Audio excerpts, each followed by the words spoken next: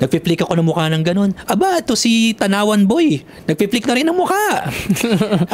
Para saan yan? Sino yung Tanawan Boy? Si 5D training.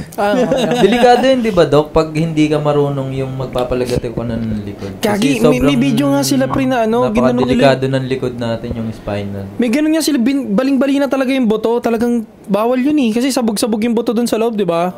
Pwedeng, kasi hindi mo alam kung fractured talaga siya eh. Hindi mo alam. Saka, only orthopedic doctors could do that type of manipulation. That type of procedure. Paano yun sa sinabi niya yung sa likod, may pag ginawa nila yung gano'n, pwede sila makapatay o ano? Let's say, palagutok sila, di ba? Kasi hindi man talaga under ng field ng PT or medicine yan eh. Kasi chiro nga yan, di ba? Palagutok ng likod eh, di ba? Ngayon, kung madisgrasya yan, hindi mo siya pwedeng kasuhan ng malpractice kasi wala namang practice eh. Diba? Ano yung kakaso mo? Illegal practice of medicine kung nagbalik siguro ng dislocation.